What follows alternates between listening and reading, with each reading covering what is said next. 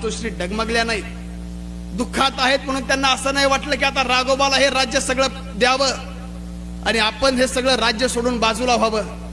राघोबा त्यांना पत्र पाठवून सांगतो, राघोबा पेशवा राघोबा काय म्हणतो, हे सगळं राज्य आता आमच्या ताब्यात द्या, आम्ही हे राज्य चालू, तुम्ही इथून आता देव धर्म करायला निघून जा, त्याचा सुद्धा खर्च आम्ही करू. ज्या पेशव्यांचं कर्ज पेशव्यावर पडलं, भाकर खायची यांची मुश्किल झाली, त्यावेळेस हे पेशवे श्रीमंत सुभेदार मल्हाररावांच्या पायावर पडून सांगत होते की तुम्हीच आता आमचे बाप आहात, आमच्यावरचं कर्ज हे फेडवा.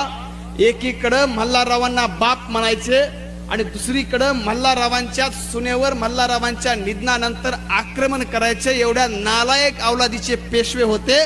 ती 50,000ची फौज घेऊन आला. महिलांनी बारकाईने विचार करा, मातोश्रींच्या मनावर काय प्रसंग असेल. 1 महिन्यापूर्वी स्वतःचा मुलगा खर्ची पडलाय, 1 महिन्यापूर्वी स्वतःचा मुलगा गेला, याचं प्रचंड दुःख आहे. जगायचं कुणासाठी आता कुटुंबात शिल्लक राहिलेलं नाही.